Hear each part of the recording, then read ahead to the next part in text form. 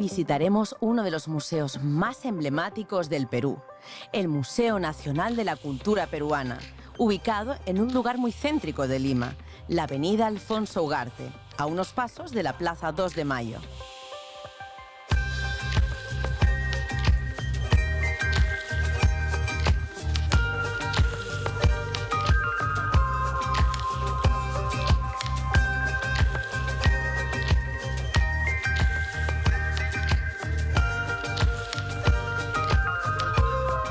Bienvenidos al conocimiento, bienvenidos al entretenimiento. Esto es Museos sin Límites.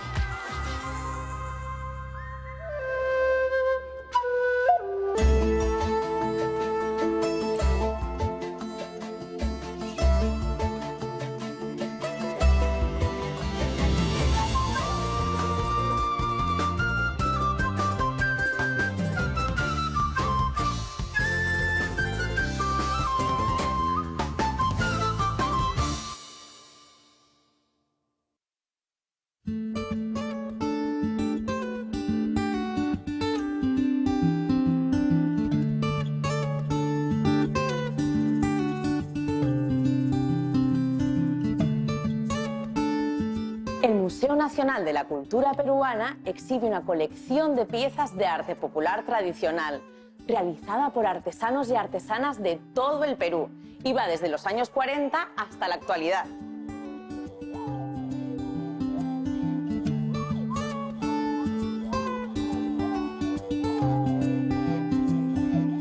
Las riquezas plásticas, técnicas y simbólicas del arte popular peruano tienen sus orígenes desde la herencia prehispánica y virreinal. Y esa fusión también se alimenta con la contemporaneidad.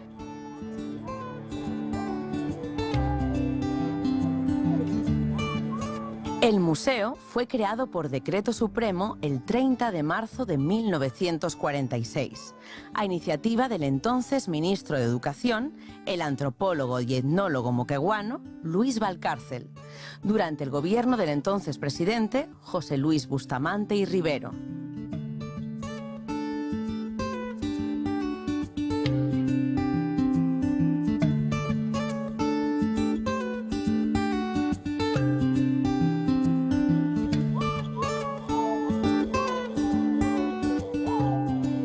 El Museo Nacional de la Cultura Peruana posee una colección aproximada de 10.000 piezas y 300 aproximadamente son vistas en las salas de exposiciones. El arte tradicional peruano es importante presentarlo en los museos porque nos muestra ese bagaje cultural y diverso que tiene el Perú y nos ilustra a través de tanto la imaginería, de la talla en piedra, de los mates burilados, de la textilería, cómo todos estos procesos se han ido desarrollando y se han retroalimentado también con la contemporaneidad, y lo demás es lo que vamos a ir encontrando en las diversas salas.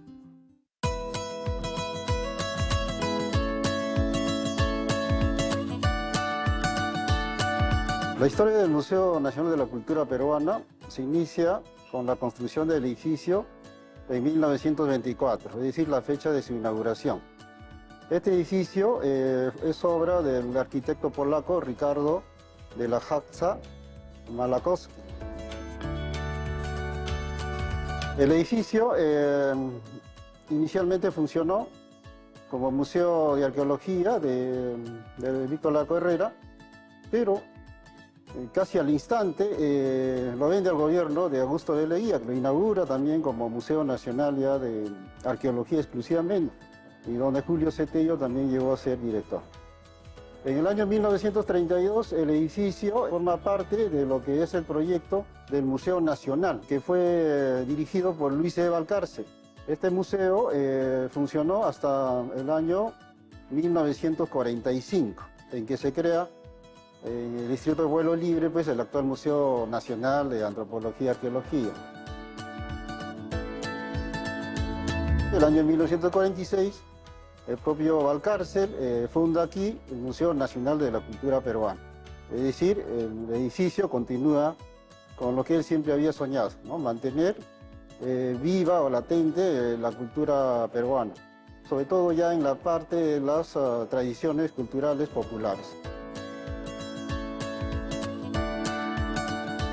El estilo de la fachada del museo tiene decoración inspirada en las culturas tiahuanaco e inca, ¿no? Por ejemplo, de la cultura de tiahuanaco está la portada del sol, justo en la fachada principal, este rostro del sol, ¿no? Y a los lados monolitos. Toda la estructura del museo tiene esa técnica del concreto armado con algunas puertas o vanos o trapezoidales.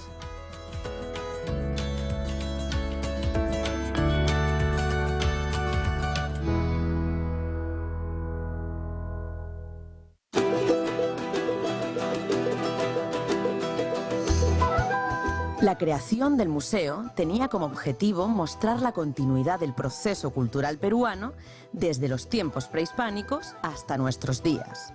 Proceso que se manifestaba principalmente en las expresiones de la cultura popular tradicional. La meta era revalorar las producciones estéticas genuinamente nuestras, cuyos rasgos milenarios se conservan en las obras de los artesanos serranos, costeños y selváticos. A la vez, y también a iniciativa de Luis Valcárcel, se creó el Instituto de Estudios Etnológicos, que tenía como fin el estudio de la cultura peruana en todas sus manifestaciones y épocas.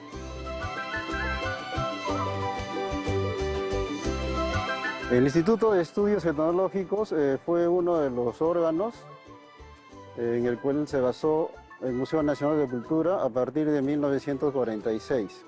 Luis Valcárcel, como etnólogo iniciador de estos estudios, justamente le dio la misión de estudiar a las comunidades, sobre todo de origen nativo, para que se desarrolle una visión cultural y artística desde los tiempos prehispánicos hasta los tiempos actuales, ¿no? La otra figura que destaca es José María Arguedas, ¿no? Algunos de sus estudiantes, como Escobar, también se encargaron en algún momento de dirigir este Instituto de Estudios Etnológicos.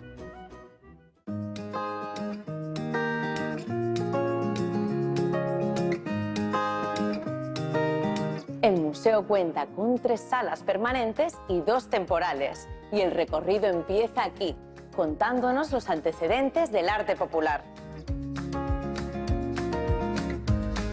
Esta sala es denominada sala de antecedentes porque con esta sala queremos mostrar aquella riqueza plástica, técnica y simbólica que hemos heredado tanto de las técnicas prehispánicas como virreinales.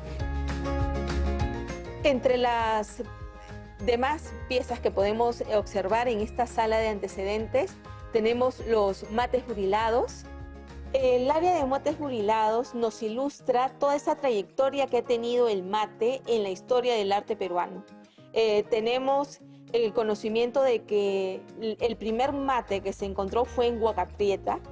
Vemos la iconografía que representa parte de la mitología, representaciones también de peces, de aves, pero en la etapa virreinal cambia con una temática cortesana.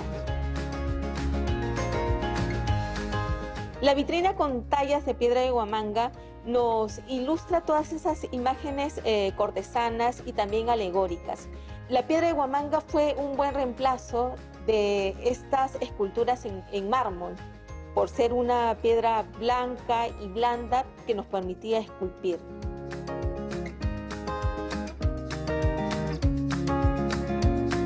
Los objetos que aquí se exhiben han sido elaborados con técnicas que vienen de siglos atrás y se transmiten de generación en generación. La imaginería, como su mismo denominación nos ilustra, son imágenes, representación de imágenes.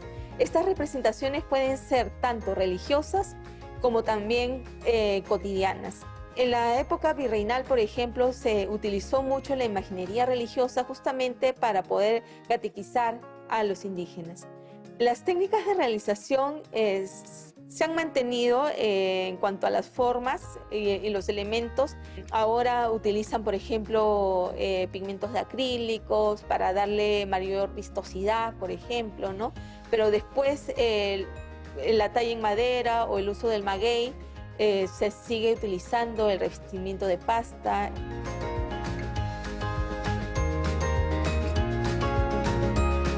Al volver, seguiremos con nuestro recorrido y conociendo más de la diversidad regional.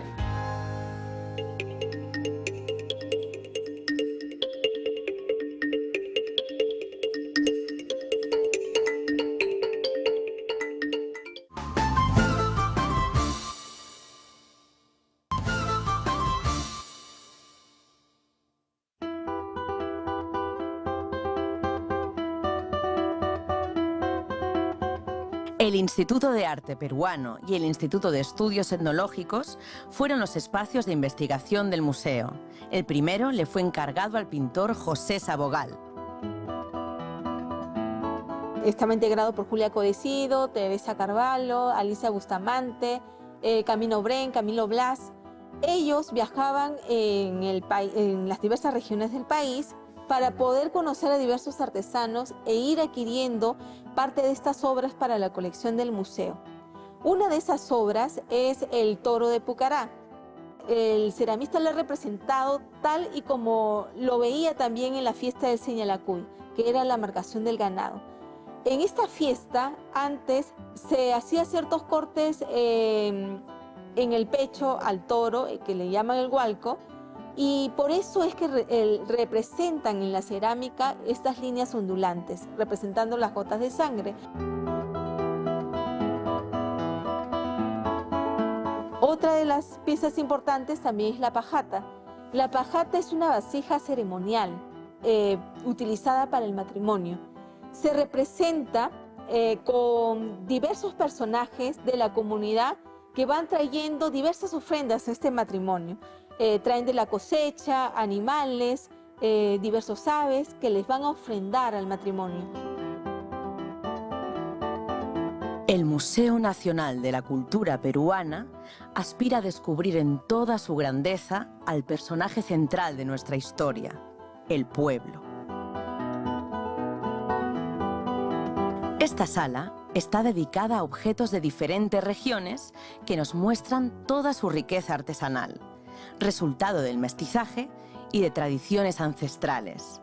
Aquí encontramos obras de importantes artesanos, como los retablos del maestro ayacuchano Joaquín López Antay y la imaginería cusqueña de Hilario Mendívil.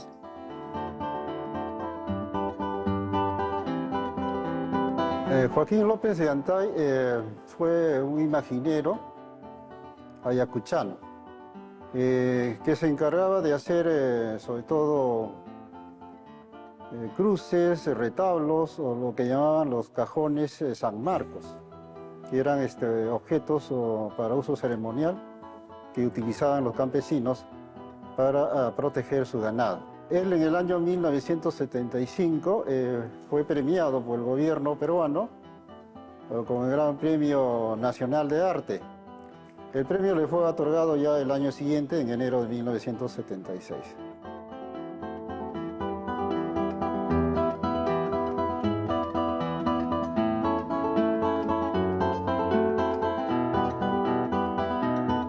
Hilario Mendívil, un imaginero cusqueño que trabajó desde los años 50 aproximadamente hasta los inicios de la década de 1970, ¿no? Él realizaba en su taller del barrio de San Blas numerosas figuras de santos, vírgenes sobre todo.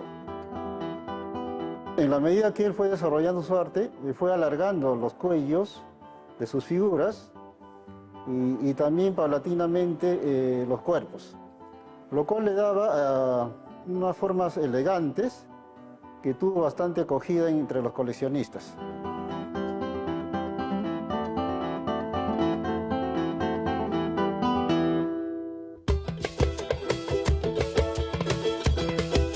Los objetos cumplen funciones específicas y expresan el imaginario popular de la región y época en la que fueron creados. Algunos son religiosos, otros meramente decorativos. Están los que cumplen funciones mágicas y también están los lúdicos, como los juguetes para niñas y niños.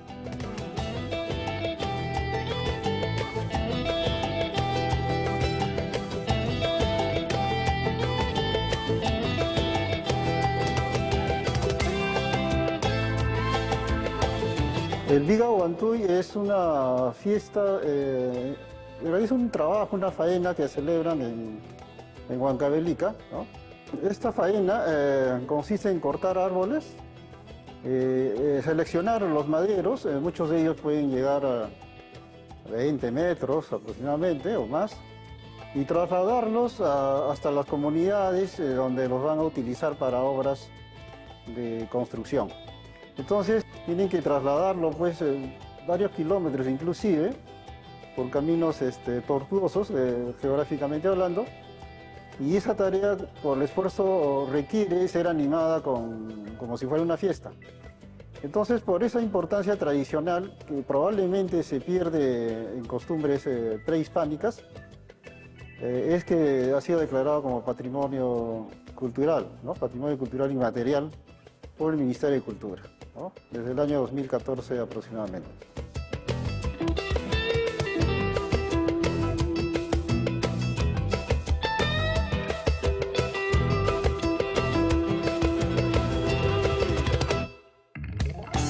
La Guaconada es una fiesta que se realiza a inicios del año en Mito, en La Concepción, en Junín, y en esa fecha los huacones son la máxima autoridad. Entonces se castiga a todos los que han hecho algo malo. Y esa fiesta, don Abilio González la ha representado, y por tradición también sus nietos la representan. Representan, por ejemplo, al personaje de la Guaconada con un traje tradicional que es la frazada, una túnica blanca, el látigo para ir haciéndolo sonar mientras van paseando, van caminando, y un amplio sombrero. Tienen una máscara también que es muy grotesca y que incluso tiene la nariz aguileña para tratar de recordar también al cóndor, que es una ave muy emblemática también.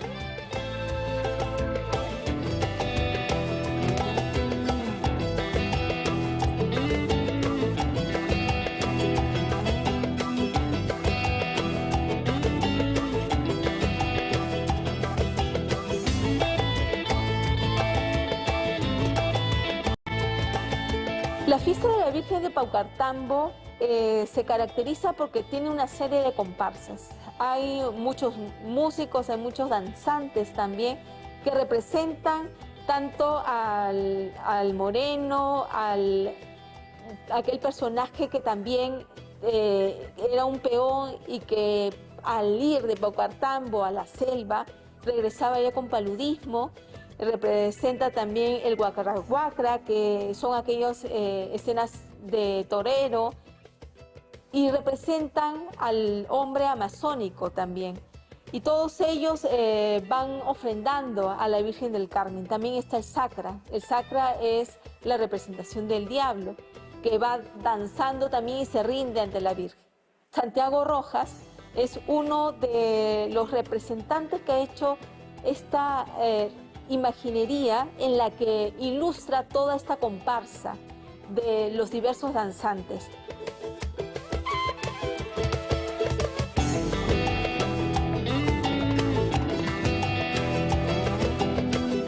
La vitrina de los juguetes está para ilustrar cómo los niños desde muy temprana edad, al acompañar a sus padres en los talleres, ellos ven cómo sus padres, por ejemplo, están haciendo una cerámica, una textilería, una talla en madera. Entonces ellos desde pequeños, al ver a sus padres y querer jugar con ellos, agarran ciertos elementos y empiezan a plasmar lo que su padre está realizando.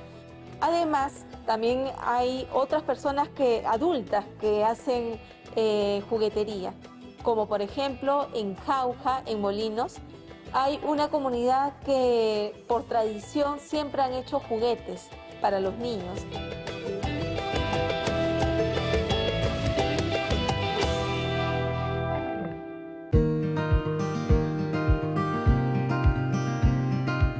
Al volver les mostraré la sala temporal, que contiene una muestra del 75 aniversario del museo. Y también sabremos qué es Ruratmaki.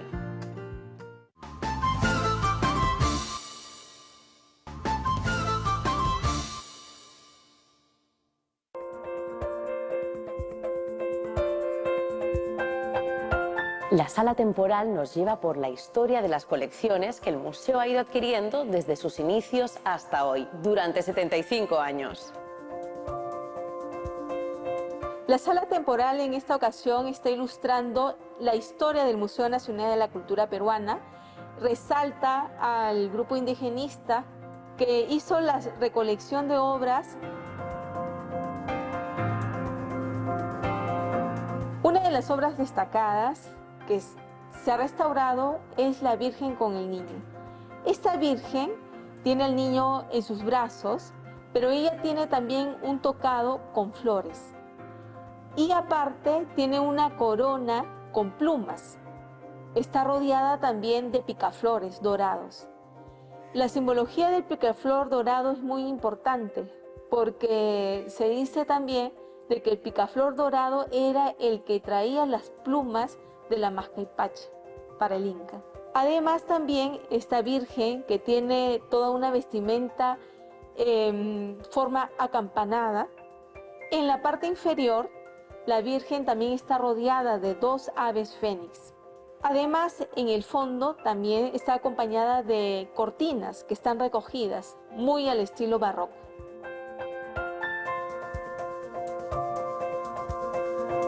El Museo Nacional de la Cultura Peruana también cumple una gran labor de apoyo a las y los artesanos peruanos. Uno de sus más grandes proyectos es Ruratmaki, o hecho a mano. Ruratmaki es una exposición-venta de arte tradicional peruano que se realizó por primera vez en el año 2007. Ruratmaki es todo un programa ahora que se está desarrollando en el Ministerio de Cultura, donde no solamente es una exposición-venta, sino también tiene documentales, una serie de documentales en la que nos ilustra los procesos técnicos, artísticos de las comunidades creadoras. Además también tiene publicaciones. Son publicaciones muy especializadas en las que nos narra todo el proceso técnico del artista. Y también nos muestra todo un repertorio de obras que ellos realizan, en las que ya tienen incluso tiendas virtuales. Estas tiendas virtuales poco a poco han ido creciendo.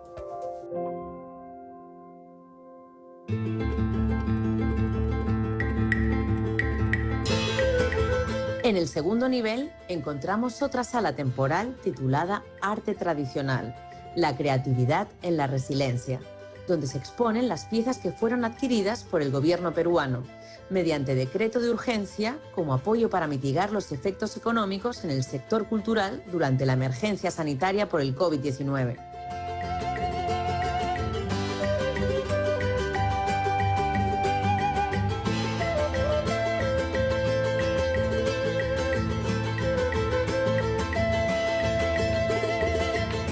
El Museo Nacional de la Cultura Peruana tiene un gran valor para el país, ya que expone diversidad de piezas de artesanos de todo el Perú, que con su arte transmiten su cosmovisión y tradición, que los hace únicos. No dejen de visitarlo y compartan la experiencia.